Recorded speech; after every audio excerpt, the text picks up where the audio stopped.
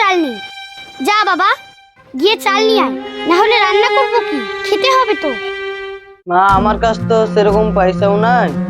এখন কি করি? আমাকে গ্রামে পড়ে থাকলে হবে না, আমাকে শহরে যেতে হবে, নাহলে এভাবে সংসার চলবে না আমাদের।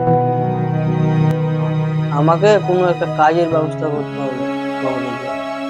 তুই সম্রাটের কাছে যা, গিয়ে বল ঠিক একটা কাজের ব্যবস্থা করে দেবো। ঠিক আছে মা, কালকে সকাল হোক, সম্রাটের বন্ধুর বাড়ি যাবো, দেখছি।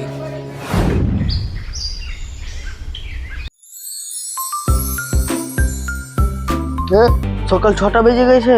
না, তাড়াতাড়ি ব্যাগটা গুটাই, আমাকে আবার শহরে যেতে হবে, কাজের ব্যবস্থা করতে হবে।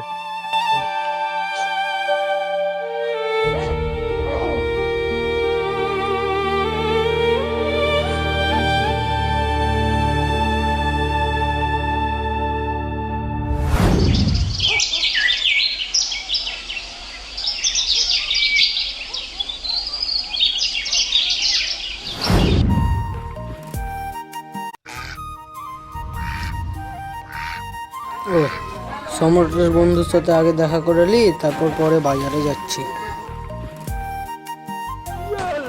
আর কত দূর যে হাঁটবো? ওই তো দেখে নিয়েছি, যাই ওর কাছে যাই। শোন, তুই তো শহরে যাচ্ছিস, চিন্তা ভাবনা করে কাজ করবি, কোনো অসুবিধা না হয়। ঠিক আছে।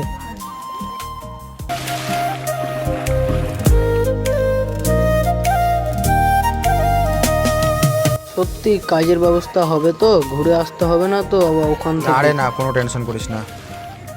তুই বাড়ি থেকে ব্যাগটা গুটিয়ে নিয়ে আয়, তোকে আমি রেখে আসছি। ঠিক আছে, আমি যাচ্ছি। মা, আমি তাহলে শহরে বেরোলাম কাজের লেগে। যাই হোক, আমি একটা কাজ দেখে সংসারের অভাবটা দূর করব। গেলাম মা। ঠিক আছে বাবা, সাবধানে যাস।